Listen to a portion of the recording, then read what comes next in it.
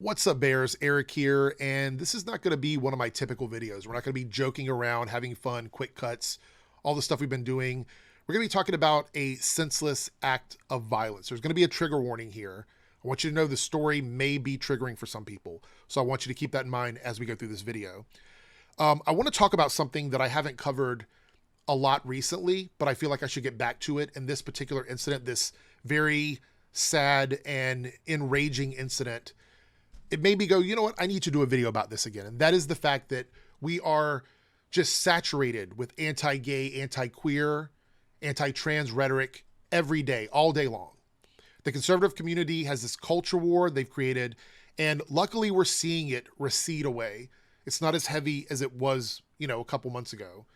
But there are certain circles where this type of propaganda, this type of indoctrination is still happening. It's still very prevalent. And some people never let go of it. They hear it. They hear it so much that it just becomes, it encompasses their entire life. And I've done videos about this before. I've tried to convince you guys out there, the ones that come on, the naysayers, the people that watch these pundits that don't think any of this leads to any actual problems in the real world. And it does. I've given numbers, I've given studies, I've said so many things. And I do believe that a lot of you just don't want to hear it because you want to echo that bias, that hate, that bigotry that you have, that comes from a place of ignorance and fear. And instead of accepting that and trying to learn to be better, a lot of you guys just refuse to do it. And it leads to real world consequences. It leads to senseless acts of violence where things that could have been avoided, loss of life that could have been avoided, happens because other people are spending their time pushing these kinds of messages and these narratives. So that's enough there. I want to get into this. I want to give people a chance to get ready as we talk about the story. So the article we're going to talk about is from TMZ. I have two things I'm going to show here. Just a heads up. It says California shop owner shot over rainbow flag hanging outside store. Okay. And that headline, oddly enough in today's world, does encompass what actually happened. Okay. Scroll down here. It says a woman who owns two clothing stores in California was shot and killed by a man who made derogatory comments about the pride flag hanging outside of her business. So we have confirmation there.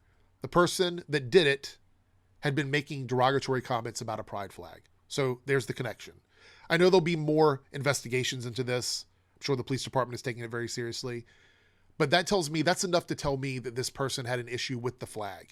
And before, there were people that did not like the pride flag, but they weren't so consumed by this concept and connecting that to things like people being predators, people being groomers, people being really bad people. And now the conservative community, at least the ones in the extreme conservative communities, have done such a really good job of convincing the people who may have been on the fence about this that it is totally acceptable to go out and harass people and bother people and go after people because they have a flag hanging outside of their business. They've made that normal for some people in this community.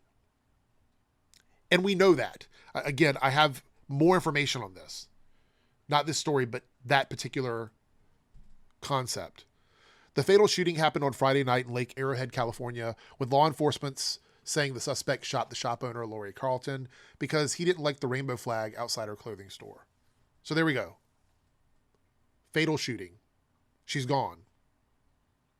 She was killed by this person because she had a pride flag hanging outside of her store.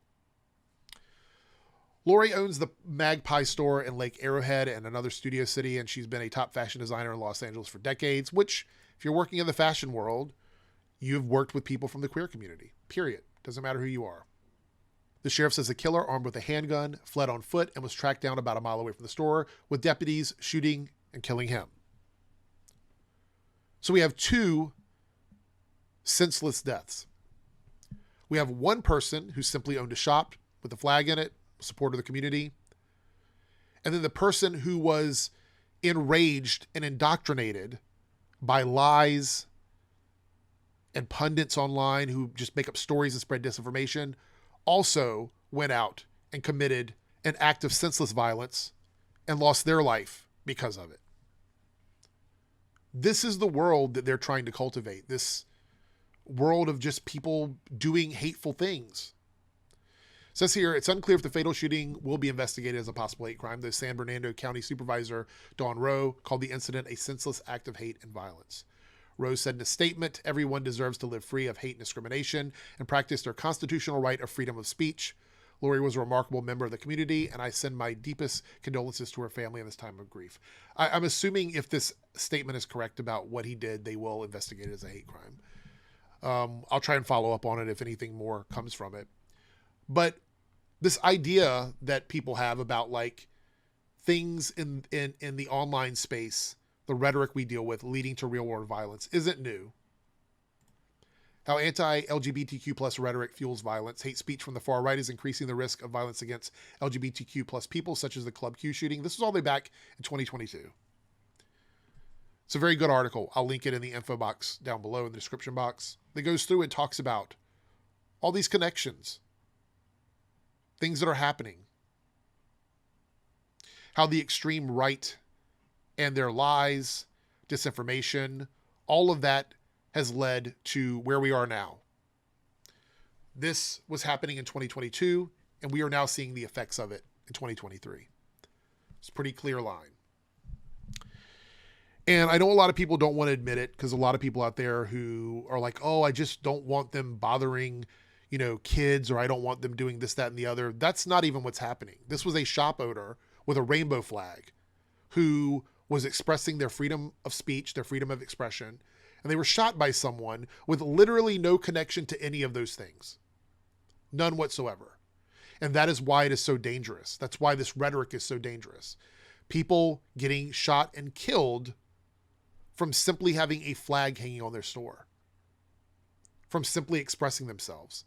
And look, I'm not trying to connect the dots to any of the stuff that I don't believe actually has anything to do with this.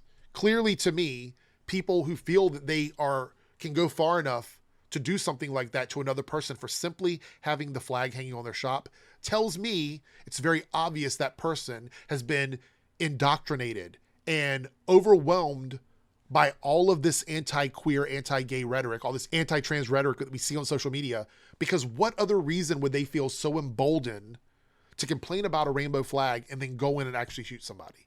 Please make it make sense for me, because it doesn't. It's senseless violence, and it comes from a place of bigotry and hate and homophobia. And the blood is on the hands of the people who continue to support this kind of stuff. You guys don't want to believe, you don't want to take accountability for this, but it is actually happening in real time. And this isn't the only story. There are other stories. There are other examples. So you guys don't want to hear statistics. You don't want to hear big numbers. You don't want to talk about equality. Well, let's talk about this then. What is the excuse for this?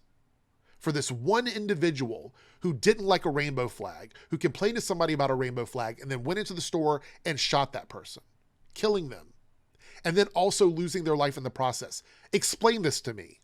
Make it make sense for me, somebody who does not understand the vitriol, all of the hate that's coming from a community who seems to just have an issue with the fucking rainbow flag. Please explain it to me in a way that makes actual sense, because this doesn't. It doesn't make sense.